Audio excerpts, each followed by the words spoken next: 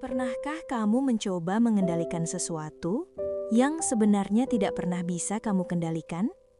Pendapat orang lain, masa depan, perasaan seseorang terhadapmu. Kita menghabiskan begitu banyak energi mencoba mengontrol hal-hal yang berada di luar kendali kita. Dan semakin kita mencoba mengontrolnya, semakin kita merasa cemas, semakin kita merasa kehilangan arah. Padahal, mungkin masalahnya bukan pada dunia, tapi pada satu hal sederhana. Kita belum belajar melepaskan.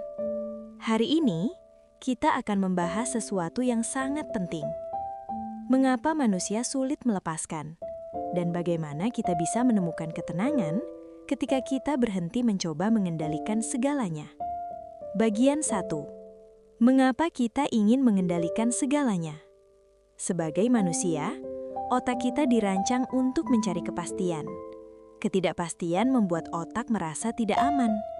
Penelitian dalam psikologi menunjukkan bahwa manusia memiliki kebutuhan kuat terhadap kontrol. Psikolog seperti Julian Rotter memperkenalkan konsep locus of control. Konsep ini menjelaskan bagaimana manusia melihat kendali dalam hidup mereka. Ada dua jenis. Internal locus of control, orang merasa hidupnya dipengaruhi oleh keputusan sendiri. External locus of control, orang merasa hidupnya dikendalikan oleh nasib, keadaan, atau orang lain. Masalahnya muncul ketika kita mencoba mengendalikan sesuatu yang sebenarnya berada di luar kendali kita. Hubungan, pendapat orang, hasil dari usaha kita. Dan ketika realitas tidak mengikuti harapan kita mulai merasa frustasi. Bagian 2. Ilusi kendali. Banyak penelitian menunjukkan bahwa manusia sering mengalami sesuatu yang disebut illusion of control. Konsep ini pertama kali diteliti oleh psikolog Ellen Langer. Dalam eksperimennya, orang sering merasa memiliki kendali atas sesuatu yang sebenarnya sepenuhnya acak. Contoh sederhana, ketika melempar dadu, banyak orang melempar lebih keras saat ingin angka besar. Padahal kekuatan lemparan tidak mengubah peluang. Ini menunjukkan sesuatu yang menarik. Otak manusia lebih nyaman merasa memiliki kendali, bahkan ketika kendali itu tidak benar-benar ada. Bagian 3. Mengapa kita sulit melepaskan? Ada beberapa alasan psikologis mengapa manusia sulit melepaskan. 1. Ketakutan terhadap ketidakpastian. Otak manusia lebih suka kepastian buruk daripada ketidakpastian yang belum diketahui. Ego. Kita ingin merasa bahwa hidup kita sepenuhnya berada dalam kendali kita. Investasi emosional. Ketika kita sudah menghabiskan banyak waktu dan energi pada sesuatu, kita sulit menerimanya ketika itu tidak berjalan sesuai harapan. Psikologi menyebut ini sebagai sunk cost fallacy. Bagian 4. Kisah tentang melepaskan.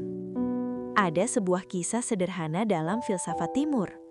Seorang murid datang kepada gurunya dan berkata, "Guru, hidup saya penuh penderitaan.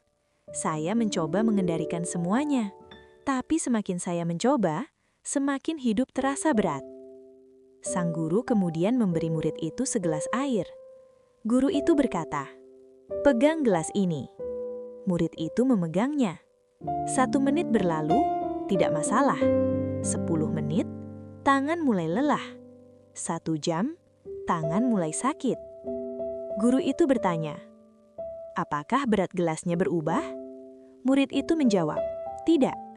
Guru itu berkata, "Yang membuatnya berat adalah berapa lama kamu memegangnya. Begitulah juga dengan banyak hal dalam hidup. Masalahnya bukan pada masalah itu sendiri, tapi karena kita terus memegangnya." Bagian 5. Filsafat tentang kendali.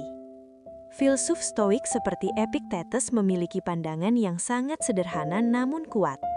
Ia mengatakan, ada hal-hal yang berada dalam kendali kita, dan ada hal-hal yang tidak.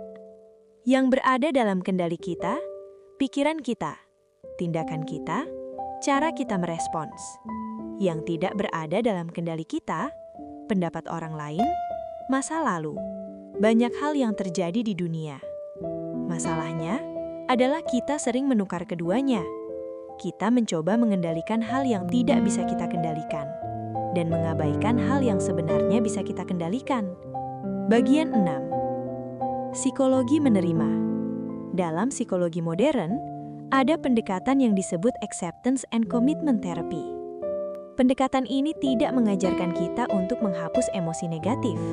Sebaliknya, kita belajar menerima keberadaannya. Ironisnya, penelitian menunjukkan bahwa semakin kita mencoba menekan pikiran negatif, semakin kuat pikiran itu kembali. Efek ini dikenal sebagai rebound effect. Bagian 7. Seni melepaskan. Melepaskan bukan berarti menyerah. Melepaskan berarti memahami batas kendali kita. Kita tetap berusaha, tapi kita berhenti memaksakan hasil.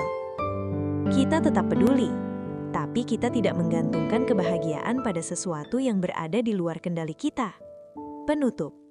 Bayangkan jika sebagian besar kecemasan dalam hidup kita sebenarnya berasal dari satu hal sederhana. Kita mencoba mengendalikan dunia. Padahal mungkin ketenangan tidak datang ketika kita berhasil mengendalikan semuanya. Tapi ketika kita akhirnya memahami bahwa kita tidak perlu melakukannya.